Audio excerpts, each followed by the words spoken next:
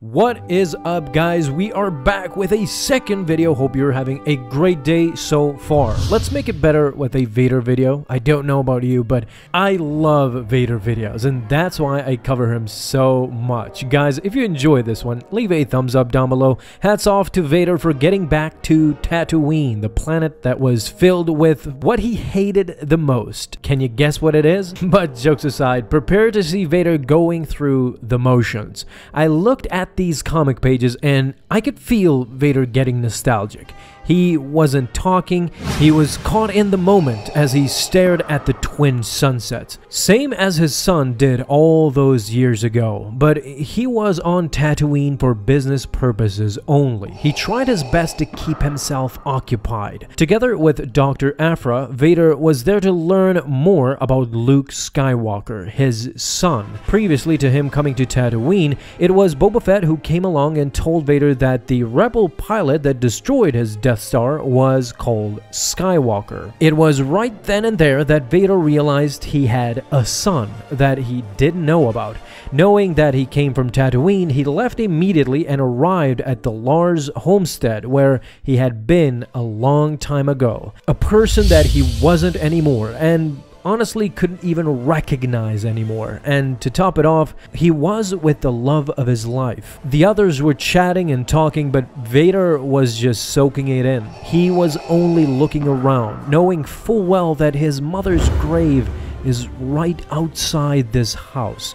It was extremely emotional for Vader. He was just looking around constantly, remembering his good times with Padme and the bad times too. The anger that was flowing from him once he killed a lot of Sand people, not only the men, but the women and the children too, and he confessed it all to Padme. These pages show it. Vader wasn't even listening to Aphra.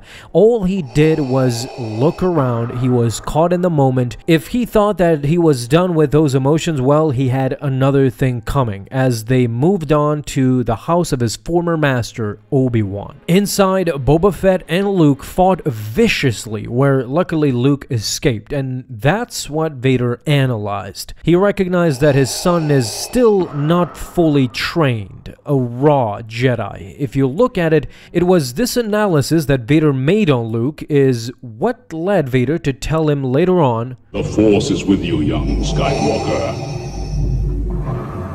But you are not a Jedi yet."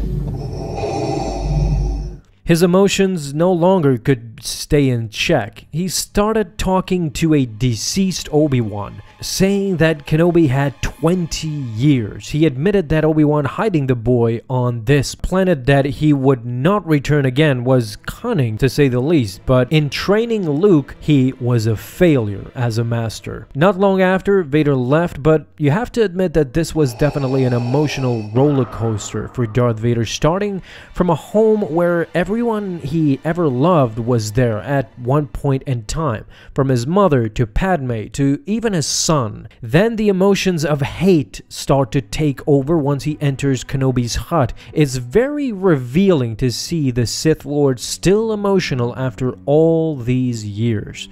This was after the Death Star's destruction, so by this point, Vader was spent on emotion. He had a long time to forget his past, but as we've seen, it will definitely come back to haunt him.